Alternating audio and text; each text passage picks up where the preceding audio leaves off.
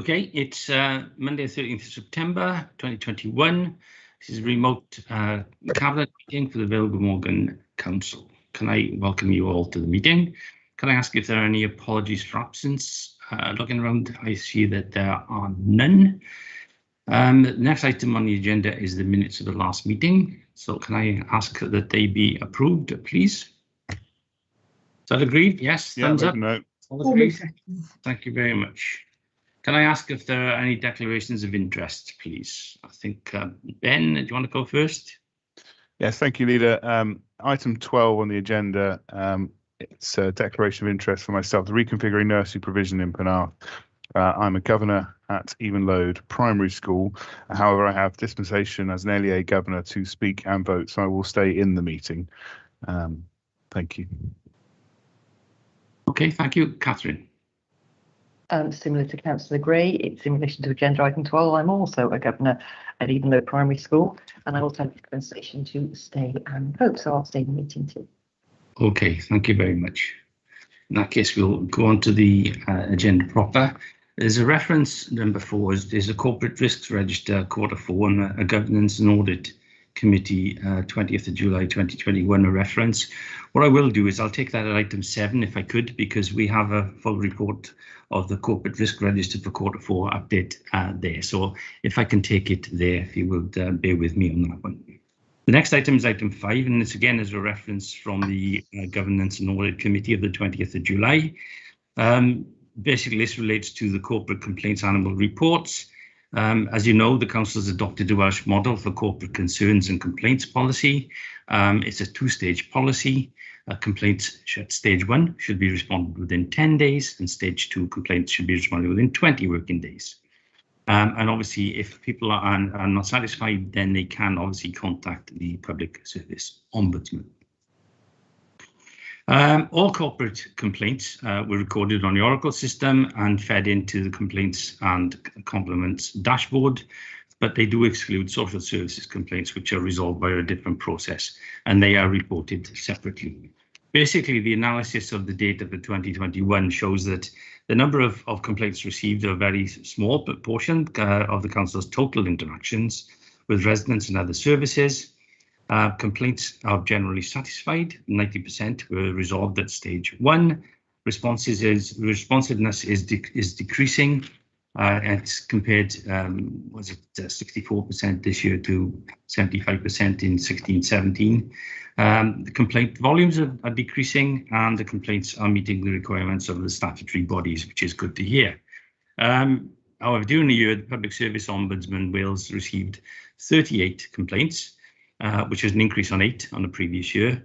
4 were received through 4 complaints were resolved through early resolution. 10 were considered premature. 9 were out of jurisdiction, and 14 other cases were closed after initial consideration. 1 complaint was taken to investigation during 2021, and this involved children and young people's services, and I believe that was upheld. I know there was an issue in terms of the comments made within the report, because it talks about the fact that there's a new recording system going to be brought into place this year, and one of the things that currently is a situation is it is difficult to actually ascertain whether or not the cause of those complaints. And I know that Catherine McCaffer was there at the meeting. I don't know if she wants to make any comments about it, but clearly her comments are in the report and the reference. So hopefully that will be picked up during the new digital system. So if you want to make any comments, Catherine, you're happy with that? Yeah, I'm happy that my comments are in there, but just for people who don't get a chance to read the minutes, it was essentially about how some of our complaints are being recorded and it has been fed back, and I know the new system will address it, because it was all about how information was being annotated and retained, as opposed to the fact we didn't know what the actual complaints were. But yes, thank you, Leader. I think it was more to do with we knew the complaint was, but didn't know the cause, I think. Yeah. So it's just a case of ensuring that we know what the cause is, and therefore you can learn from it, because clearly if we improve, we need to know and learn from our mistakes if we have any. But learning is, as it says in the report, learning from complaints is a key area for improvement. So If that, then are you happy to note the report? It was noted by the Governance and Audit Committee. They both reported it, they noted it and just passed it on to us for our consideration. So can I formally move that we thank them for the reference, but currently note it. And formally second. Thank you very much. The next item is item 6, which is the Shared Regulatory Services Joint Committee, and I know that Councillor Eddie Williams is a member of that. This report sent to us, it did talk about the budget more than anything else, and in fact the draft statement of accounts were approved, and indeed they went on to talk about the business plan for 21-22, and again that was approved. I don't know if there's anything you want to add to this, Eddie. Clearly they were slightly underspent, partly due to some of the hardship grants, and obviously thankfully money from Welsh Government in respect of animal welfare investigation, which was costing quite a considerable amount of money. This speaks for itself. I don't know if you want to add anything to that. No, I think you're right, Leader. Thank you. It does speak for itself, and it's just now it's come here. It's a point to members and residents that the report itself is quite a lengthy document, but it just gives an indication of how well the service has been performing over the last year, in spite of the situation we've been in. So there's a lot more detail to it, and it's very apt at the process, Cabinet. Indeed, and during that time, they've obviously used the COVID compliance and enforcement teams working as the JET teams, the joint enforcement teams with police during that time too, as well as carrying out their normal investigatory and regulatory work. Okay, so what I'm proposing is to thank again for the reference, but that we note the current position. Yes, is that agreed? Yeah, and formally seconded. Thank you. Okay. Next item is item 7, and as I said, I will refer to item 4, which was a reference on governance and audit. It's in relation to the corporate risk register for Q4. The report simply recommends that the Q4 position for the period is noted, and the reference is received from the Governance Audit Committee is considered, and that we endorse the corporate risk at Q4 and the associated corporate risk report itself. The corporate risk summary report is at Appendix A, and is split into various sections. One is the corporate risk executive summary, and that itself then is split into 7 sections, which are covered within the report. Things like the risk description, the corporate risk register summary, overall risk heat map, the thematic heat map, risk management plan, risk actions, exemptions, risk score definitions.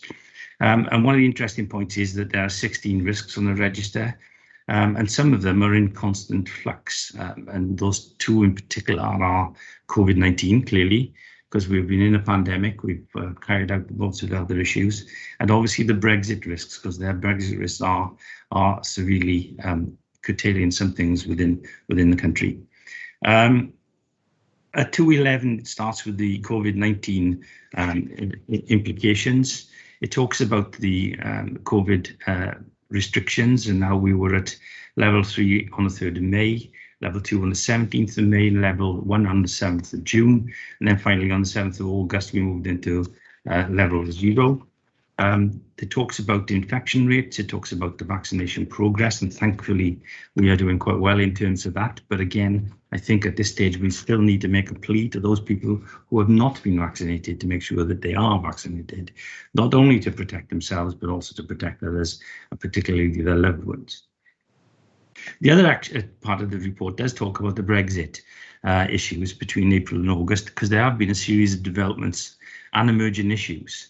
Because clearly we have a trade deal with the in terms of it's in place during the transition from the EU, but that's not been without its issues. We have had some progress in expanding its trade relationship with other countries, for example, the free trade deal with Australia. But again, there are risks associated with that, with the new trade deal, in relation to the impact on many sections of our society, and in particular how it could impact in Wales and in the Vale.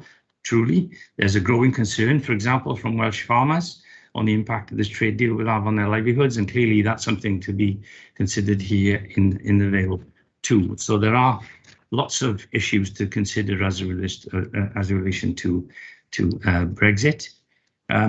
There was also, in terms of the deadline for the EU settlement scheme, was on the 30th of June 2021, and 98,600 had applied in Wales. But there's still a primary concern in terms of that, with the continuation of access and services to support our EU or EEA nationals that didn't apply for the EU SS scheme. That's the settlement scheme within a time period. So that is an emerging risk that we have to consider. All in all, the text attached to Appendix A is Quarter 4's risk summary.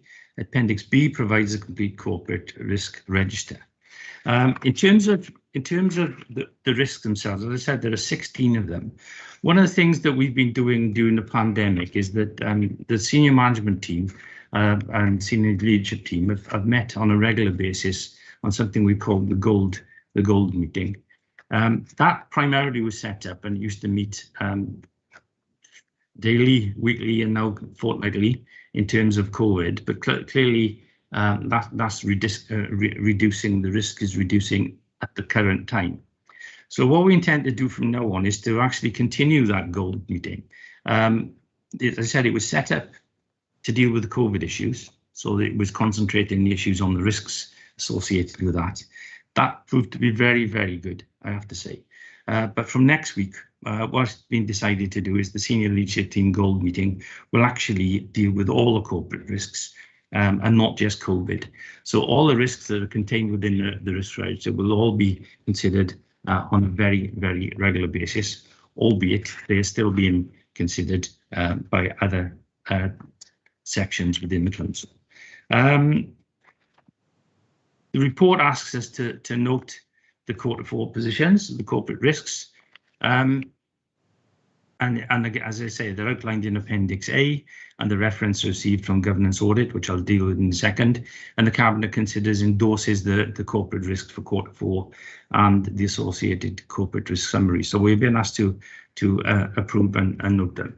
One of the things that came from the corporate risk from governance and audit committee with things, there were some queries in relation to the waste recycling centre, for example, because clearly there's a planned application going in terms of that, and there was also a query in relation to deprivation of liberty of standards, or DOLS as people call it, and I know that there was an agreement that the members of the committee would have an update.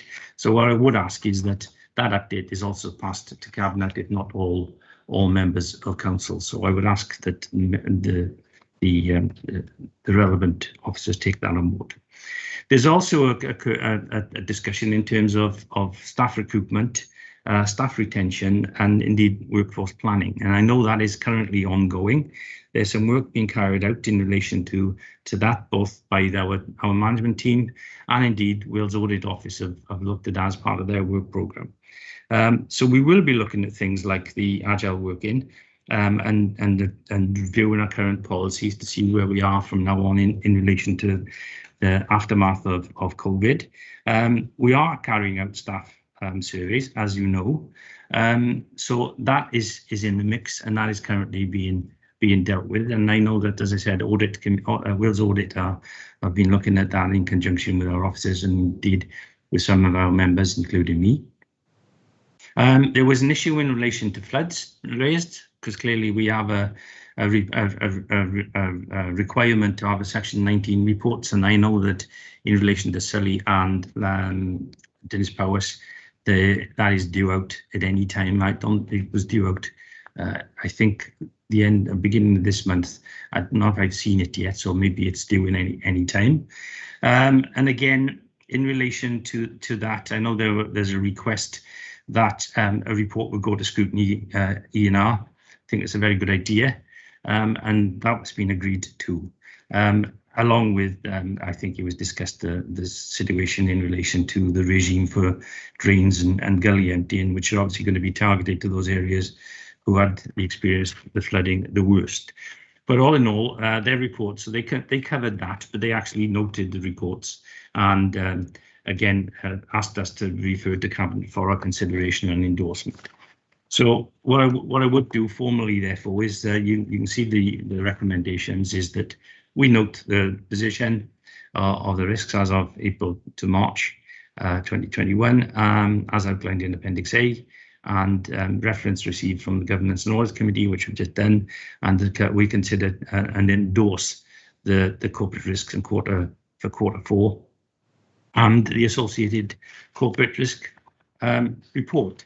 I don't know if anybody's got anything to raise in relation to that, but in fairness, I think the Audit Committee, or Audit and Governance Committee as they call them, raised some of the issues, but I've also reported on that.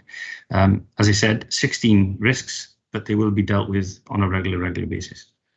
Any comments from anybody? If not, do we agree the recommendations, please? And I'll formally second, Leader. Thank you very much. Good. In that case, we'll go on to agenda item 8, which is the Vale Glamorgan Annual Report Improvement Plan Part 2. This is a draft report and it outlines progress towards achieving the Council's wellbeing improvement objectives as we agreed in April 2020. It does incorporate the end of year position statement and our corporate risks, and as we just dealt with, and an annual review of the progress against our regulatory proposals and the head of internal audit's opinion on the Council's governance arrangements. It's important to note that this is the last annual review of performance under the local government measure, but this report also provides a summary of the performance provision in the new Local Government and Election Wales Act and proposes a timetable for producing and publishing our self-assessment in 2022 under the new Act. And our self-assessment report will replace the current annual review performance. And that can be seen at Appendix A. The other point to raise is due to the timetable set by the legislation and the revised schedule of Cabinet meetings, it's not possible for scrutiny committees to review the annual report prior to it being brought here today. But it is proposed that the plan will go to full council on the 20th for consideration, and that's been a convention previously. The majority of information has previously been reported to Scrutiny Committee and Cabinet, though, so throughout the year, and consultation has been undertaken with the directors and relative directors itself. As I said, the improvement plan part 2 is based on an evaluation of our progress. We consider that the positive progress has been made towards achieving the annual delivery plan and the commitments given an overall RAG status of amber. And in terms of the wellbeing objectives, they were also attributed a status of amber. So to you, we have had significant challenges, so that there has been positive progress in responding to the regulatory improvement areas, of which 10 of the 38 are on track and on the track and completed at the 1st of April 2021.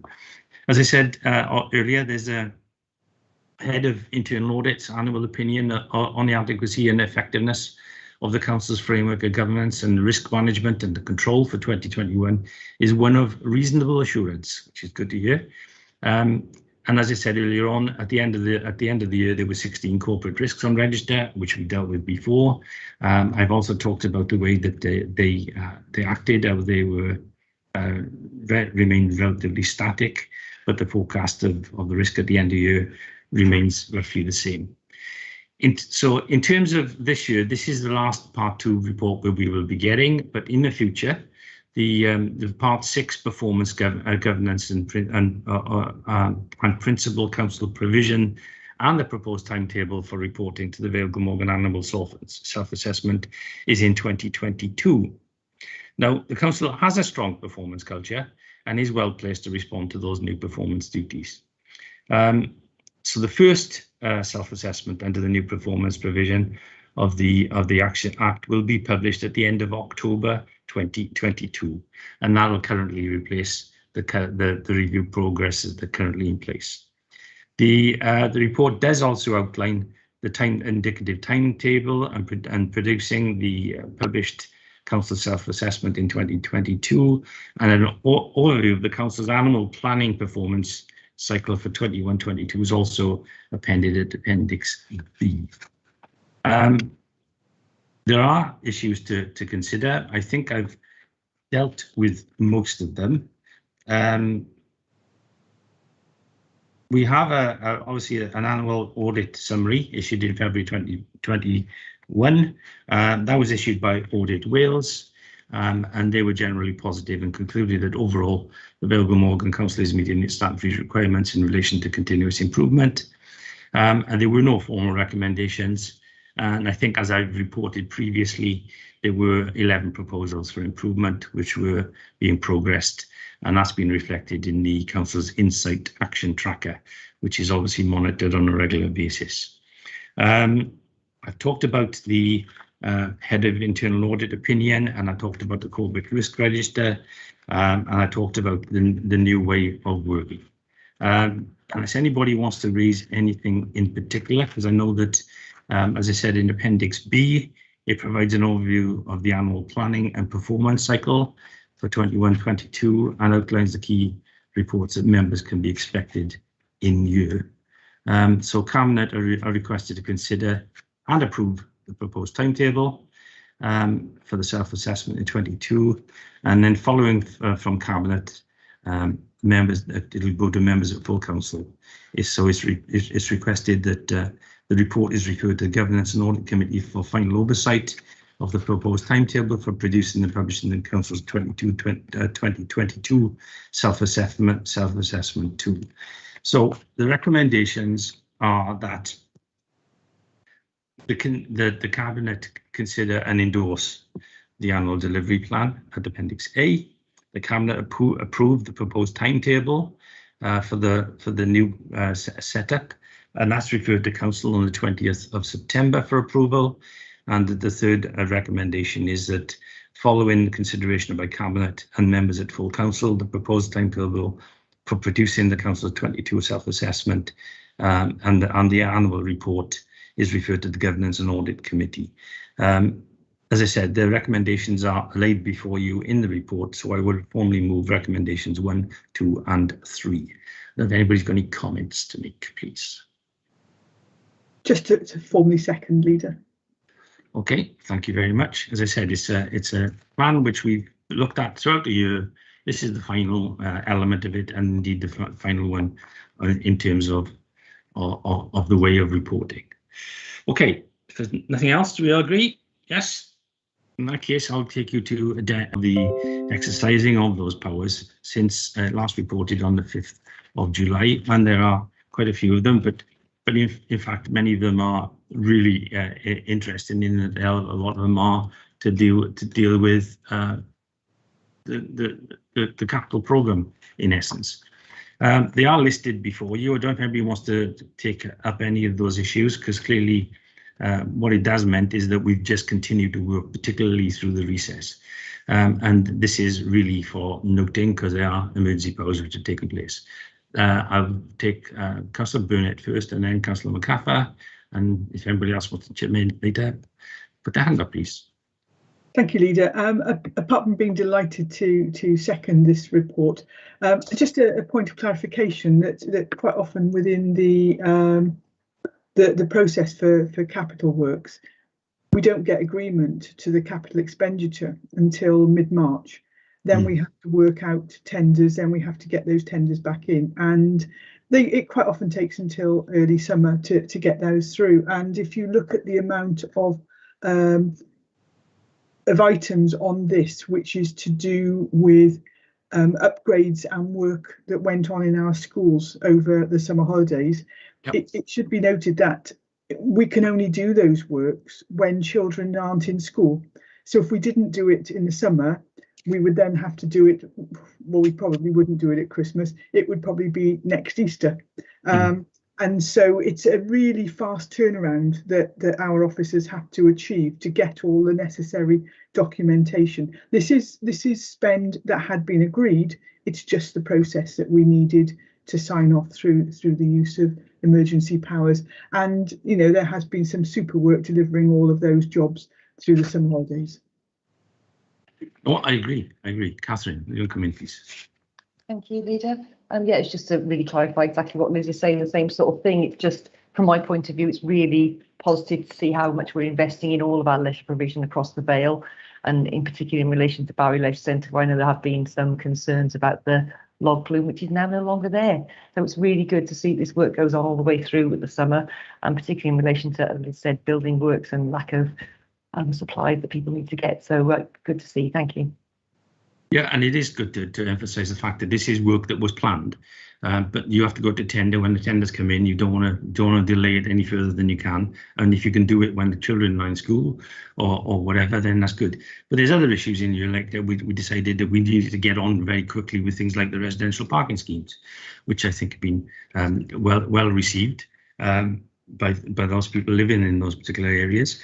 And then there's issues, for example, some of the things I talked about earlier on in terms of Brexit, for example, there's the one in terms of LGV drivers, because clearly there's a massive shortage of that. And we needed to move as quickly as possible in order to ensure that those people who were working for us, maybe temporarily, could actually become permanent, so that we could retain them and make sure that we continue to carry out our services.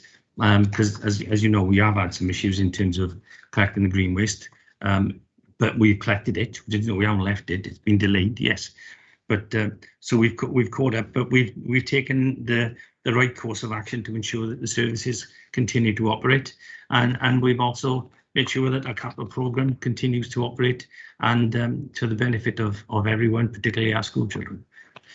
Okay, nobody else wants anything. This is for noting, but I think it is important to emphasise the amount of work that has gone on as a result of it. Okay, is that agreed? Good, thank you very much. In that case, I will go on to item 10, which is the review of the senior executive leadership team. This is an item which I will be taking to the end of the agenda. And the reason I'll be doing that is because it does relate to officers of the council who will be leaving this session, with the exception of Democratic Services, who will be taking the minutes. So I will be taking item 10, which is a review of the senior executive leadership team structure, to the end of the agenda. And I might make one or two little changes to the report, because I decided that perhaps we shouldn't be calling it the executive leadership team. We should call it the strategic leadership team, but I will deal with that there and then. Okay, can I go therefore to item 11, which is the Deputy Leader and the Cabinet Member for Education's report on renaming of Llancarvan Primary School. Thank you, Leader. Yes, as you said, this is seeking Cabinet's approval to change the name of Llancarvan Primary School to Ysgol Gynradd Trwy'n y De, or South Point Primary School, from January 2022. As you would be aware, that back in March 2019, Cabinet determined a proposal to build a new school for Llancarvan Primary in Rhys on land northwest of the railway line. The new school building is progressing at pace. I visited it over the recess, and as Wales's first zero carbon in-use school, it's an absolutely phenomenal project. But we have received a request from the head teacher and governing body of the school to request that the name of the school is changed to reflect the new location and extended catchment area. And so, and also renaming the school has been supported by the Llancarvan Community Council. After the school engaged with staff, governors, parents, carers and pupils, the preferred name was Ysgol Gynradd Trwy'n y De, or South Point Primary School, which is particularly apt because the school, as far as I'm aware, is going to be the most southerly school in Wales. the process that we have to go through is an amendment to the instrument of government, and that can be found at Appendix B. And the head teacher and governing body would continue to work with parents, carers and pupils to develop a new logo which will reflect the heritage of the school while also marking its new beginnings. So I hope that Cabinet are going to be happy to support the wishes of the school and its governing body. And so therefore the recommendation is that Cabinet approves the instrument of government to change the name of Llancarvan Primary School to South Point Primary School or Ysgol Gynradd Trwyna Dare from January 2022, which is when the school is planned to open. And I would so move. Okay, thank you very much. Councillor Gray, Ben. Yeah, thank you. I'd like to formally second and also just note as you know, how much support there is from the local community council as well, that are backing this this name change, and I think it's important that we support the wishes of the school themselves. So very happy to second this. Good, thank you. I don't think anybody else got any comments. I agree. It's sensible if that's what they require. It seems no harm. Is that agreed? Yes? Good, okay. Next item is the reconfiguration of nursery provision in Penarth. Liz, please. Thank you, Leader. Yes, the proposal before Cabinet today is to seek approval on a proposal to reconfigure nursery provision in Penarth. And the way that would happen is to amalgamate Butte Cottage Nursery School and Evenlode Primary School, and separately to amalgamate Cogan Nursery School and Cogan Primary School. It needs to be said that the nursery provision would continue to be provided within the existing buildings, with the overall management, just the overall management arrangements being changed. This follows on a long-term strategy of the council, where we've sought to move towards a primary school model for 3 to 11 years education. And so this has happened in a number of occasions. So the infant and junior schools have been merged, such as Dinas Powys Primary, St Helens Primary, and the nursery and primary provision were merged at Cadoxton Primary. So we're at the stage now where Butte Cottage Nursery School and Cogan Nursery School are the only two standalone nursery schools within the Vale. So that that they are separate entities with their own governing bodies and a delegated budget. And at the same time, Evenlode Primary School and Cogan Primary School are the only two remaining primary schools in the Vale which do not provide or have approved plans to provide nursery provision within the school. So it's proposed, therefore, that Evenlode Primary School and Butte Cottage Nursery are merged. I mean, I need to say at this point, historically, Butte Cottage used to provide nursery provision for Fairfield Primary as well as Evenlode, but now Fairfield Primary has its own nursery. So in effect, you have two schools linked to two nurseries. So that's why it's proposed that Evenlode Primary School and Butte Cottage Nursery School are merged. And so officially it would result in 96 part-time nursery places being provided at Evenlode Primary School, but that would be on the existing Butte Cottage Nursery site. And it's also proposed that Cogan Primary School and Cogan Nursery School are merged, so that Cogan Primary School would officially have 96 part-time nursery places, but that would be on the existing Cogan Nursery School site. It sounds complicated, but in effect it is simply that from a governance and leadership perspective, the governors and the school leadership would be merged. So what's before you today is that we would want to launch a consultation process, and in that consultation process, all stakeholders would be consulted, and that is governing bodies, that is parents, that could be local residents, in fact anybody that wants to make a comment about the proposals. And if this proposal is agreed by Cabinet today, then a consultation document would be published and the consultation period would start. I know that communication has been received by individuals and groups concerned to make their views known.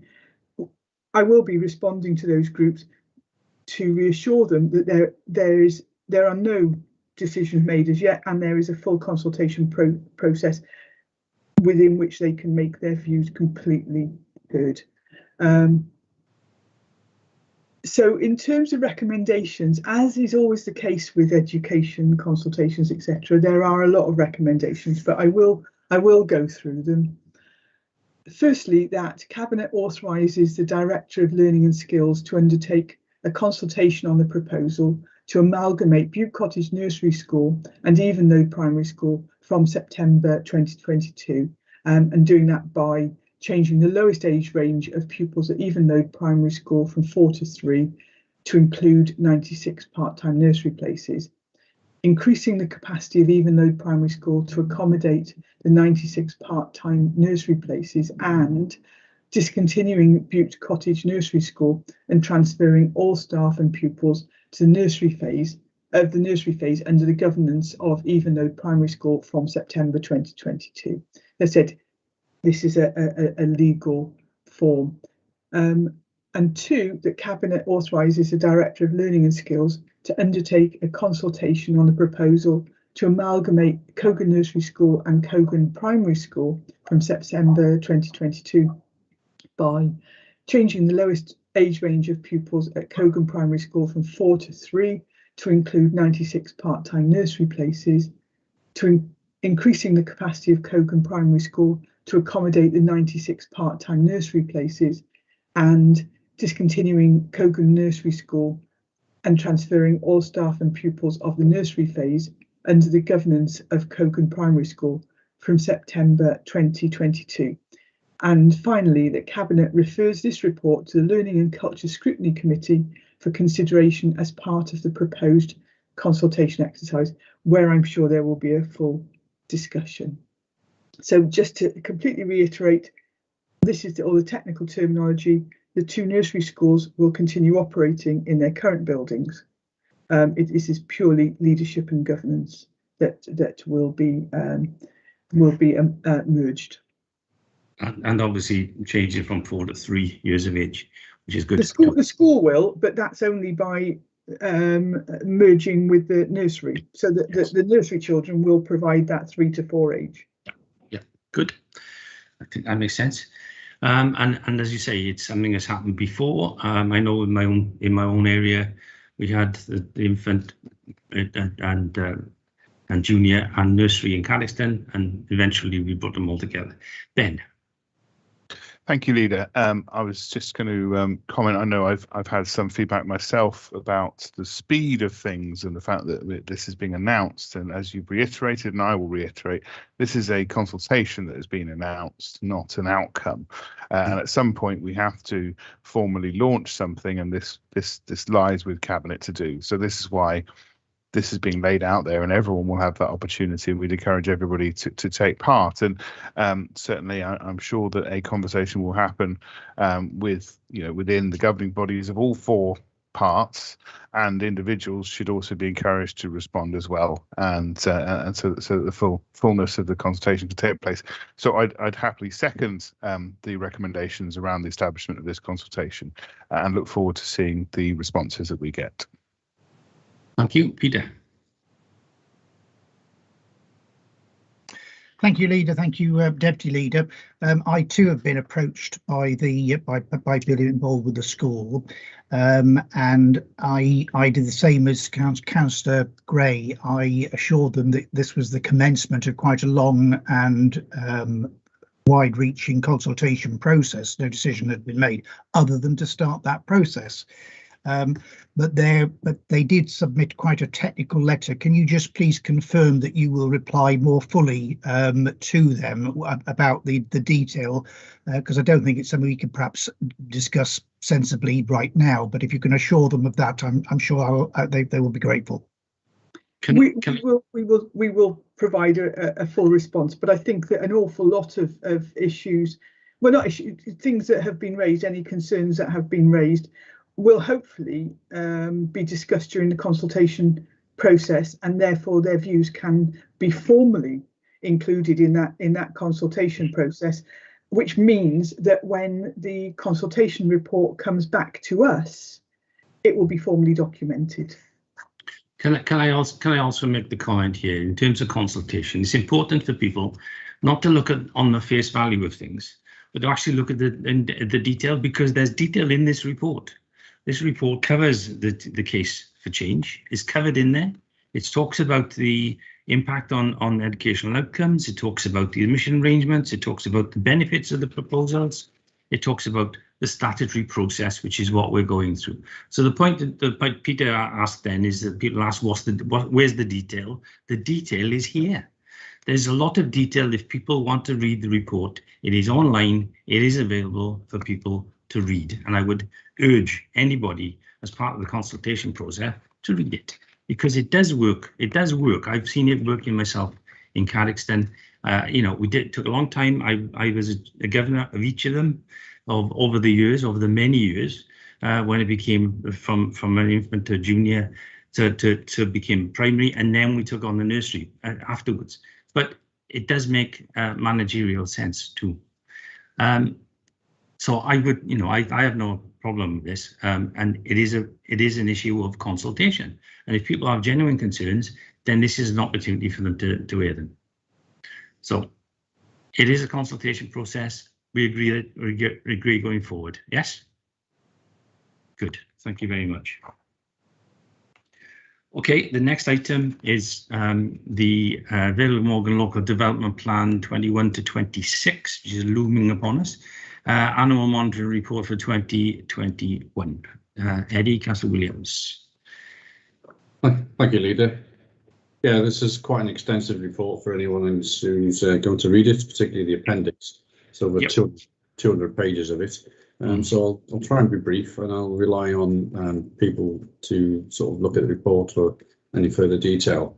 The report relates to the third local development plan and annual monitoring report, which assesses the performance of the policies in achieving the integrated plan objectives, which incorporate sustainable development and strategic environmental assessment, having regard to the monitoring framework set out in the LDP and agreed by the inspector as part of the LDP examination. And consequently, this was adopted by Council on 28th of June 2017. The format of the annual monitoring report follows the suggested format set out in the latest development plans manual and includes both core and local monitoring indicators, and a traffic lights rating system is used as a visual aid to monitor the effectiveness of the plan's policies and to provide a quick overview of the policy performance. The report sets out the key policy achievements to date and confirms that the majority of relevant monitoring targets have been met. It highlights the indicators where further research and investigation is required and notes that COVID-19 has delayed the progression of some supplementary planning guidance and member training in relation to policy MD1 as recommended in the previous annual monitoring report. Overall, the annual monitoring report shows good progress has been made in implementing the majority of the plan's policies and that the LDP strategy remains sound.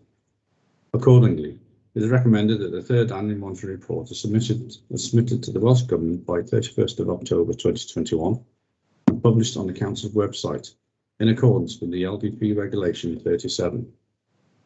In addition, it notes that the Council has commenced a review of the LDP in line with the LDP Regulation 41 and recommends that work commences on a replacement LDP following approval of a new delivery agreement by the Welsh Government in due course. You will see from the report itself, from the background, the report follows the formats of the, as I mentioned, in the development plan manual. It's consistent from year to year so that we can see progress with the reporting. I will note that the Welsh Government changed the new housing delivery monitoring, so there are some slight changes to that, and that's been incorporated in the report. Look at 2.2, that mentions that. Paragraphs 2.4 to 2.23 give an outline of an overview of the various areas within and required on the LDP, such as sustainable communities, climate change, transport, etc. So it gives an overview on each of those. As I said, the vast majority have been met, apart from two. Local employment allocation is one of the areas which can improve on and needs further research on, and member training, which I've already mentioned. If we go back to the recommendations then, it's just a lot of documents. Yeah. The Cabinet considers and endorses the third Local Development Plan Annual Monitoring Report, subject to consideration of any recommended changes by the Environment and Regeneration Scrutiny Committee for submission to the Welsh Government by the 31st of October 2021 and for publication on the Council's website. The Cabinet notes that the work commences on a replacement LDP following Welsh Government approval of a new delivery agreement. 3. That the LDP Annual Monitoring Report is referred to the Environment and Regeneration Scrutiny Committee for its consideration. Should Scrutiny Committee resolve to accept Local Development Plan Annual Monitoring Report, Cabinet would consider the LDP Annual Monitoring Report as agreed and can be submitted to the Welsh Government by the 31st of October 2021. And 4. That delegated authority be granted to the Head of Regeneration and Planning in consultation with the Cabinet member for legal, regulatory and services to make typographical or other minor changes as necessary prior to publication. I move the report. Okay, can I just ask a simple question here? It's going to ENR, and if they consider it, if they have any recommendations, that will come back to us for further consideration. Yeah, they will do. Yeah. So do we need to just strengthen that so that, because what it says here is it resolves to, should the committee resolve to accept the development plan, Cabinet will consider the LDP as agreed and can be submitted to the Welsh Government at 31st of October. I think we need to put in a recommendation there is that should ENR have any issues to consider, it will be brought back to Cabinet for further consideration before it is sent to Welsh Government by the 31st of October. I think we've got time for that. I'm sure we have. If this is going to, excuse me, I'm going to look at my screen a second. There's ENR on the 21st of this month, so that it could come back to Cabinet on the 27th, should there be any issues, or later if necessary. But it was clearly we would be well within the 31st of October deadline.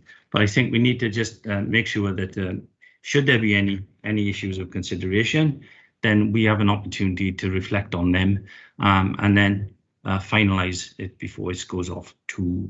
I think that's the intention of the recommendations, Leader. So I know it's the intention, but I think the way it's written, sort of, if they resolve to accept it, and if they resolve to not accept it, then we have to come back to us anyway for consideration. That's all. I think it's just safer. I don't know if any officers are present and would make a comment on what I've just said.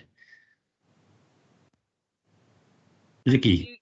Yes, Leader, that's correct. The intention is that it goes to Scrutiny Committee. There's plenty of time for any comments to be considered back to Cabinet. That's the intention. Good. But if there's any comments, they will come back for consideration by Cabinet. I think we just need to strengthen that a little bit to ensure that we have that opportunity, because this maybe could be read in different ways by different people. That's all. Yeah, no problem. Okay.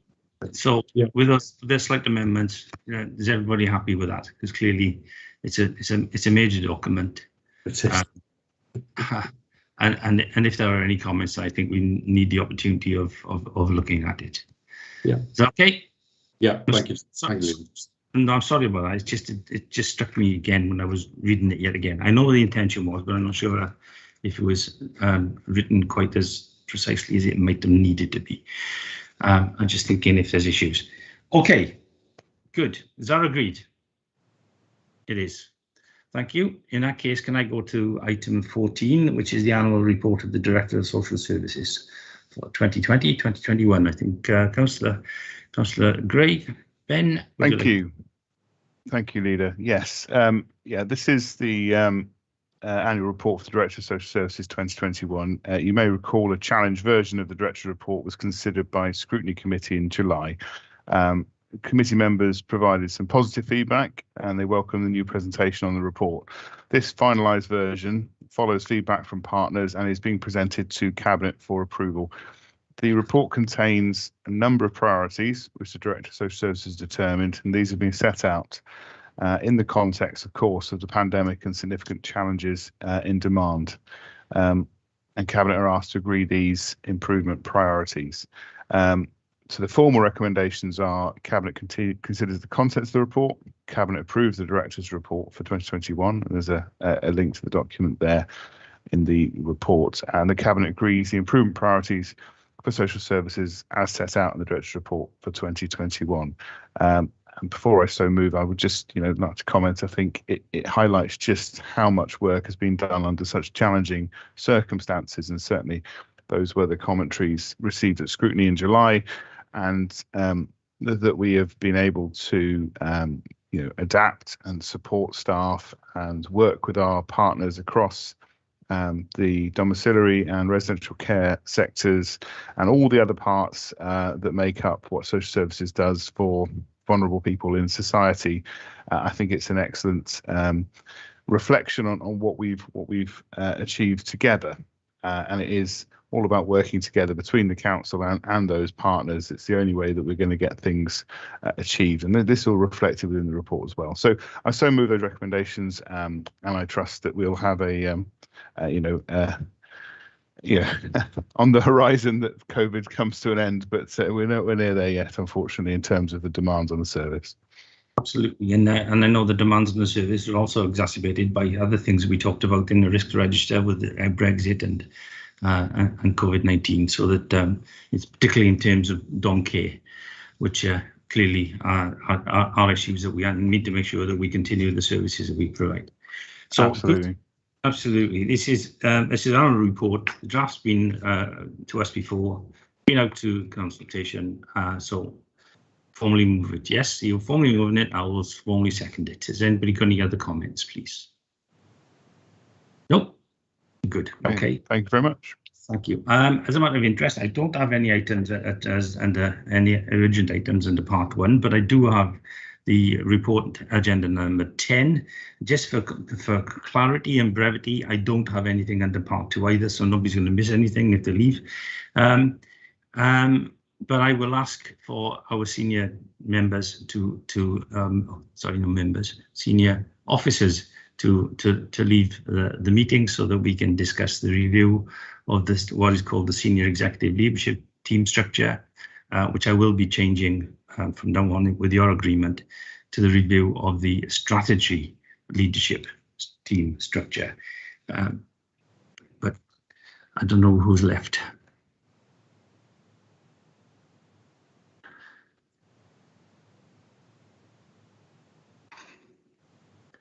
They've now left the meeting, Leader. Okay, good. Thank you. Thank you very much. Okay, as I said, this is not my report. This is a report. It's a report presented by me, but it's actually a report from Steve James, who was the external HR consultant who we employed to deal with this. In terms of the name, I put my hand up because I did intervene in what it was called, but I think we shouldn't call it an executive because there could be some confusion with this body, which is the executive. So, and in fact, the report talks about the strategic overview of the authority. Therefore, we should probably call it the review of the strategic leadership team structure.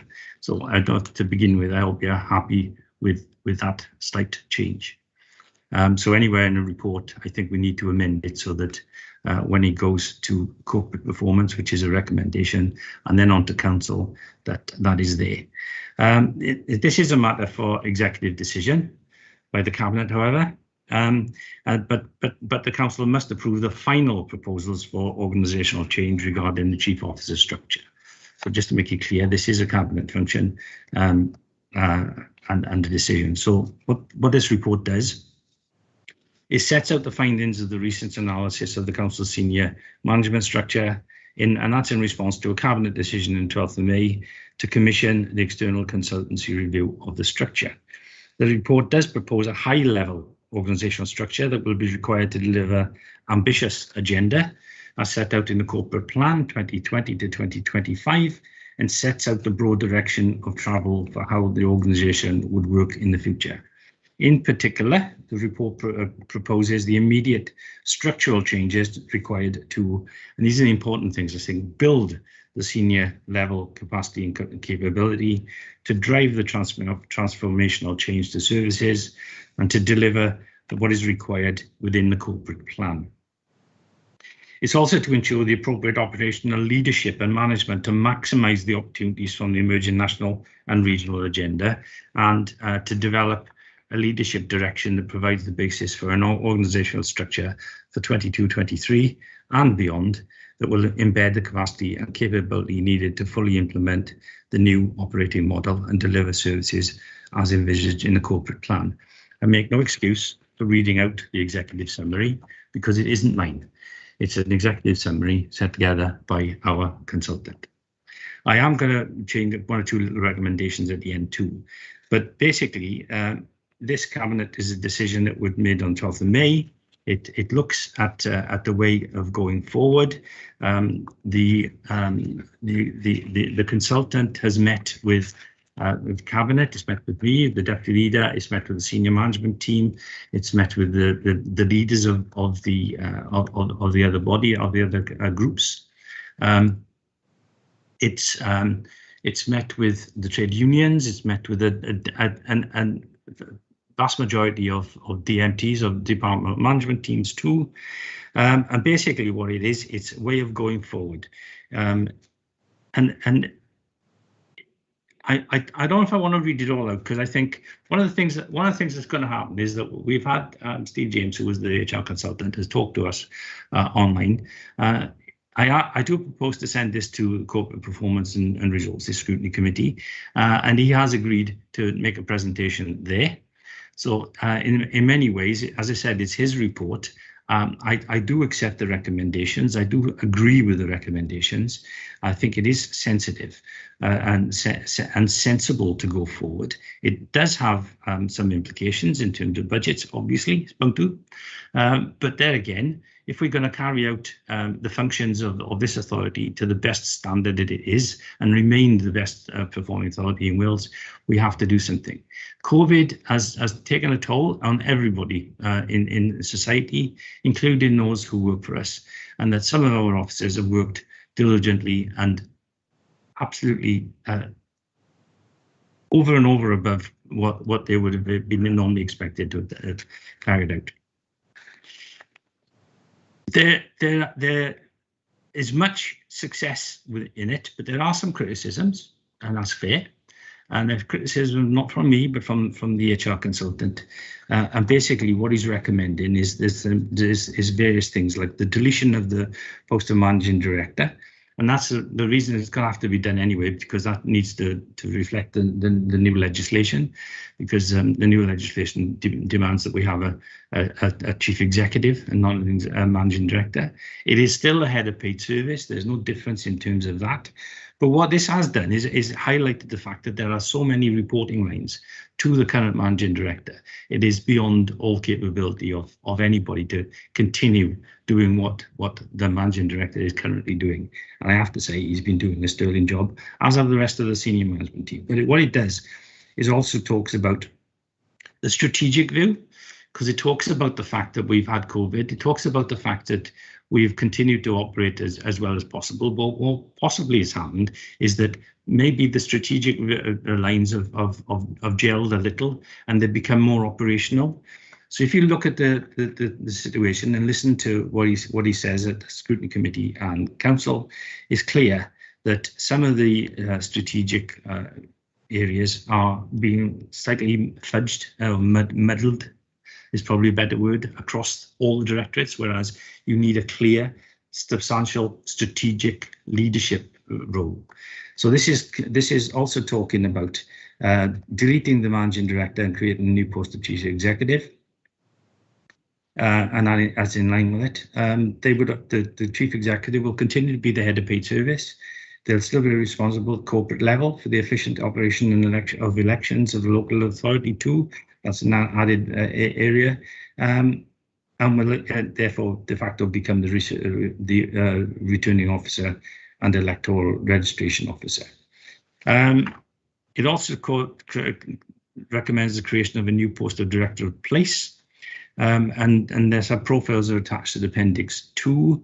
It will identify opportunities to deliver the Council's strategic place shaping agenda and find means of realizing the full value of the opportunities through direct action. It could take on ensure that our capital program is done properly. We can make sure that we have a project teams in place. We can ensure that we have a strategy going forward. We've created lots of new things like Project Zero. Climate change is important. We have to make sure that that is strategically placed so that it can be dealt with across the board wherever it's needed done. But it also allows us to have the operational arms continuing as they currently do. It's also suggesting the creation of a new post of Director of Corporate Resources. And that's again in Appendix 3 of the report. This will have the full responsibility of the financial and performance and legal requirements of the authority.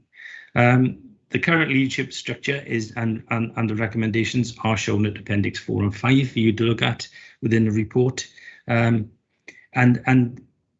Appendix 5 therefore simply shows the new director's posts with the relevant configuration of services and functions rather than a structure of third-tier posts. Basically, this is a top-tier situation, looking at the managing director change to the chief executive, creation of 2 new posts, and then within it, we would be looking at this stage just to fill those posts, and then afterwards we would be looking to see what comes underneath. The functions have a broad service portfolio for each director, and they are considered within the review. I think it does establish a more consistent hierarchy at leadership level. It does mean that they will have the one level of the strategic leadership team and meeting together on a regular basis, but also that will still allow the other DMT or other lower meetings to take place in terms of the directors to ensure that we can create a better council so that meets the needs of the future. Currently, we are managing particularly well, but it's something that I have mentioned before is that we tend to be. I think we will start managing decline if we don't take the bull by the horns now, because people are fatigued and people need to ensure that we can go forward. As I said, it does have resource implications. If we agree this, and what I'm proposing is that we have a special council meeting on the 28th of September to consider it. If they're going forward, there is a salary structure, and we will have to interview people because these posts are at the senior level. The one we won't need to interview is the managing director, chief executive, because it's still head of paid service. It's just a change of name, albeit there are things underneath it. There will be implications of about £72,000 in the current year, which can be addressed through the current budget, but there will be ongoing costs, obviously, which will have to be considered within the framework of the budget. There is employment sections within this, but we have, Steve James has talked to the trade unions, but there will still be discussions going on in relation to that. The new posts have been evaluated using the council standard methodology and graded accordingly. And clearly within this, there the legal requirements of, for example, in terms of the new director's post, they will need to go out for advert, etc. I don't know if I want to say much more, to be honest, apart from the fact that I think that we've employed this person to come along. He's looked at it all. I have to say, he's come with really, really good credentials. He come via Solace. He's looked at various organisations, and as I say, within Appendix 4, it shows the current organisation, and Appendix 5 shows the recommended organisation. He has scoured our paperwork, our policy documents, and this is his recommendation to you and to Council. I think it's the right way forward. I think we have to ensure that we continue at the stage that we are. And I'm going to shut up and hand over to, I think, Councillor Burnett was first and then Councillor Gray was second. So I am going to make a couple of recommendations because I think we need to tidy something up in terms of calling a special meeting on the 28th of September, which is implied in it, but it's not said. Liz. Thank you, Leader. I won't say a lot because I'm very much looking forward to the discussions both at scrutiny and at full council. But what I will say is, if you look under the section 2 in the report, under the key issues for consideration, it talks about how the council is productive, effective, efficient, well run and well led. Yep. It also talks though about how austerity has cut deep, very, very deep, with the millions, tens of millions that we are down since 2010. And it talks about the constructive way in which the senior leadership team or the executive leadership team strategic leadership team have worked together and worked collaboratively throughout the pandemic, and I've been really honoured to be able to be part of all those discussions and see just how it works. So as I said, we are high performing, but I think we have to recognise that we're also ambitious. We are an ambitious council, and if you just look at our corporate plan of the things that we want to deliver for the Vale of Glamorgan, add on to that the whole climate emergency, nature emergency agenda that we have committed to tackle, and then add on to that the regional agenda, where we don't want to just be participants, we want to be helping to set the strategic agenda for the region.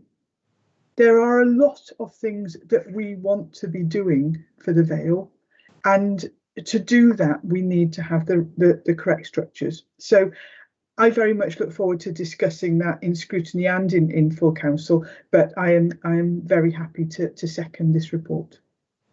I'm not sure if I did mention, perhaps I should have, is that he's happy to give a presentation to the scrutiny committee and full council, because it after all it is his report. I think Ben was next and then Margaret. Yeah, thank you, Leader. I just wanted to echo some of your points. And at the end of the day, we're a coalition administration, and I think it's really important that everyone knows we're 100% behind these proposals. And I guess I would just implore councillors, I appreciate that Steve may well come along and present at the special council meeting, but to my mind, the scrutiny meeting should be where we explore these things. We can really get into some of the detail. You very kindly briefed all the group leaders directly on these proposals already, and I think that constructive approach should carry on as we go through this. And so, I would hope that the scrutiny meeting is where we can have the real debate about some of the detail, not to rubber stamp it at a council meeting, certainly not, but I think, when challenged about different versions in our group leader meeting, the consultant, Steve, has gone through every different iteration, and so I think it'd be useful to test those in the scrutiny meeting. So I'd implore everybody to continue this productive and objective-based approach to talking about these issues, because I know certainly from seeing the operation of the council during the pandemic, during the time we've been in administration, how widely spread certain departments are, how certain senior leaders are pushed to the absolute breaking point. And I think that we need to have a structure that supports the council not missing out on those opportunities, as Councillor Burnett described, some of the regional stuff. You know, we can really take the lead and commit to certain things were we to have the space to do that. And clearly there's an agenda coming through from national government around how local government will be structured and how there's an expectation around working more regionally and that being sort of subject based as well as across particular areas of geography. And so to me, this is all about helping us gear up for that possibility. And so I hope that, you know, everybody will engage with that scrutiny meeting, and that, you know, when we come to the council meeting on the 28th, that we're in a position that everyone understands what it's about and is able to hopefully support it. Good. Thank you very much. Thank you, Ben. Margaret. Thank you, Leader. I will be supporting this. I definitely feel that we need to support our staff. They've worked so hard in the last 18 months. They must be now at breaking point, some of them. And we need to set an example that we care for our staff, but we need to put in the right structures to move forward for this council to keep improving. We can't, I know we're one of the best, we are the best, but we need to keep improving. And as the trade unions are talking as well, and they're almost on board with us, I can't fault that. I am more concerned about getting this right for the future of the Vale Council and the Vale residents. And I'd like at this point thank all the staff what they've done in this last 18 months, and let's prove to them we care about them. Yeah, thank you, Margaret. I agree. Okay, I'm going to read the recommendations. I'm going to change some slightly. Peter, sorry, Peter. That's right. I was slow putting my hand up. Thank you, Leader. It's really just endorsing what most people have said. I think the scrutiny committee is going to be the best place for it to have the rigour and debate, and I hope that it does just that there. But I'd also like to pick up something my colleague Councillor Wilkinson said a moment ago. We are, if not the best, one of the best councils, certainly in Wales and possibly in the UK by most measuring sticks. There is a risk of becoming complacent and feeling that if you just leave well alone, you will stay in that place. And I think, as any sports fan will tell you, it doesn't work like that. And this is one of those steps to ensure we remain one of the leading councils. And I wish for full support. Okay, thank you. I think the important part is that we have a proper management structure going forward so that everybody knows what our strategy is, that everybody can work together under one umbrella to ensure that those who need to do the operational stuff can get on with it and not get bogged down, because that's what happened at the moment. Some people who are doing the operational stuff are still doing some of the strategic stuff as well, and you just can't do all of it. You have to have a policy where you know exactly where you are and people can follow it. Okay, I'm gonna read out the recommendations, and they are that Cabinet approves the proposed reorganisation of the first and second tier structure, including a new and changed roles as detailed in the report, and recommends this proposal to Council on the 28th of September 2021. The Cabinet approves and recommends this proposed to a special Council meeting on the 28th of September 2021. The Cabinet approves and recommends to Council the deletion and creation of the following posts in line with the detail contained in the report as part of the proposed structure and recommendations. Recommends these proposals to Council. One is the deletion of the Managing Director's post.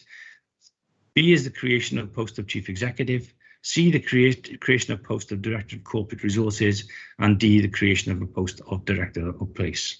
The Cabinet notes the proposed consultation process and implementation table, and the Cabinet refer this report and the Cabinet's proposals to Corporate Performance and Resources Scrutiny Committee for consideration, and to agree that any recommendations made by the Scrutiny Committee be considered at the special full council meeting to be held on the 28th of September 2021, along with the recommendations and proposals from this Cabinet meeting.